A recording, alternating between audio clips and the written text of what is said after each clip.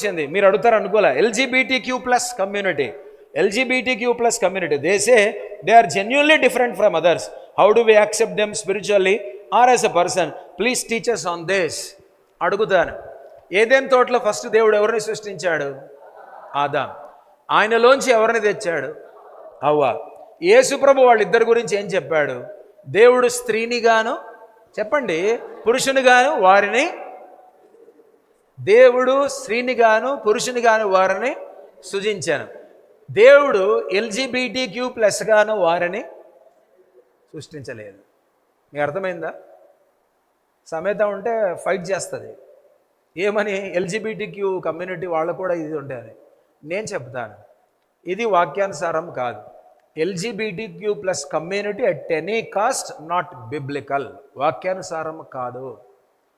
19వ అధ్యాయం 12వ వచనం చదివితే మత్తయి సువార్తలో కొందరు పుట్టుకతో నపుంసకులు కలరు, కొందరు మధ్యలో నపుంసకులుగా అయిన వాళ్ళు కలరు, కొందరు బలవంతముగా నపుంసకులుగా చేయబడిన వారు కలరని 3 టైప్స్ ఆఫ్ యూనక్స్ గురించి యేసుప్రభు చెప్తాడు. షండులు తాము ఎండిన మ్రాణు అని అనుకొనరాదు, నేను వారికి కూడా భాగం ఇస్తానని యెషయా గ్రంథంలో దేవుడు చెప్పాడు.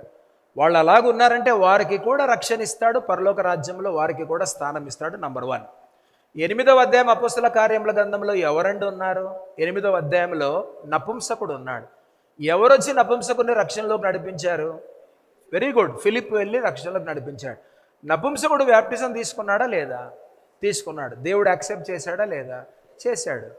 కాబట్టి వాళ్ళు ఎవరు? Third gender, neuter gender. ఇప్పుడు ఏమంటారంటే దేవుడే పుట్టిస్తాడు అని అంటారు. ఆది కాండంలో దేవుడే పుట్టిస్తే ఎల్జీబీటీ క్యూ ప్లస్ కమ్యూనిటీ వాళ్లను ఆదాం అవ్వలతో పాటు ఈయన్ని కూడా పుట్టించాలి కదా. వింటున్నారా? ఆదాం అవ్వ అనే స్త్రీ పురుషులతో పాటు థర్డ్ జెండర్ ఎవరు? నపుంసకులు అనే వాళ్ళని కూడా పుట్టించాలి కదా. పుట్టించాడా లేదా? సృష్టించాడా? లేదు కదా. బాగా వినాలి. ఆడ మొగే కదా ఉన్నారు. ఎంతవరకు ఉన్నారు? పండు తిననంత వరకు ఉన్నారు.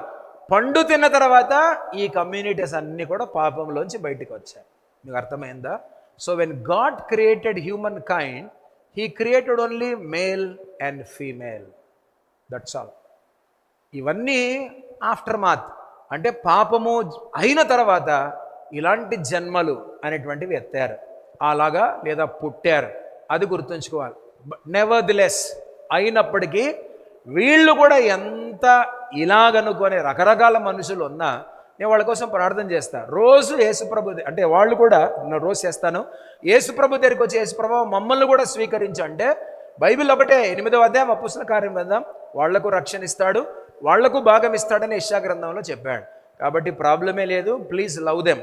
వారిని కూడా ప్రేమించండి, వారి కోసం ప్రార్థన చేయండి, వారిని కూడా రక్షణలోకి నడిపించండి.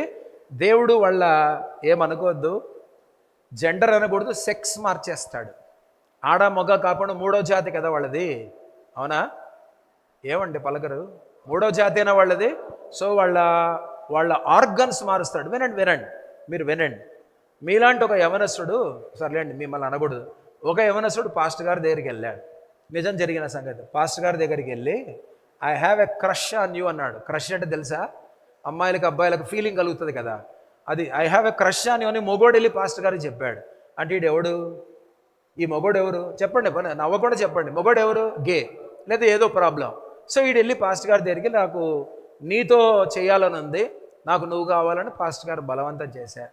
పాస్టర్ గారిని బలవంతం చేశాడు. నేను స్టోరీ చెప్పట్లేదు సుమా, పరిశుద్ధాత్మ సాక్షిగా చెప్తున్నా. స్టోరీ చెప్పట్లా. పాస్టర్ గారిని బలవంతం చేస్తే పాస్టర్ గారు ప్రార్థన చేశారు. ప్రార్థన చేసి పంపించేశారు. అయిపోయింది. 5 సంవత్సరాలే. తర్వాత ఎవరో ఒక ఫ్యామిలీ మళ్ళీ పాస్టర్ గారి దగ్గరికి వచ్చారు. పాస్టర్ గారి దగ్గరికి వచ్చి పాస్టర్ గారు అంటే ఎవరు బాబు అని అన్నారు. నన్ను గుర్తుపట్టారా అన్నాడు. లేదు అండి. 5 సంవత్సరాల కిందట నేనే మీ దగ్గరకు వచ్చి మీతో సంబంధం కలిగి ఉండాలని మిమ్మల్ని బలవంతం చేశాను. మీరు ప్రార్థన చేస్తే నేను మొగోనిగా మారి అమ్మాయిని పెళ్లి చేసుకొని కొడుకును కన్నాను అని సాక్ష్యం చెప్పాడు. God can do miracles even today. ఈరోజు కూడా దేవుడు అద్భుతాలు చేస్తాడు. కనుక నపుంసకులుగా పుట్టాము, నపుంసకులుగా అయ్యాము, నపుంసకులుగా బతుకుతున్నాం. భయం అక్కర్లా, బాధ అక్కర్లా. నేను చెప్తున్నాను, ఓపెన్గా మాట్లాడతాను. చాలా నీ జెండరే, నీ సెక్స్నే, నీ ఆర్గన్స్నే మార్చగలిగిన దేవుడు ఈయన. కాబట్టి అలాంటి దేవుడిని మనం నమ్ముకున్నాం.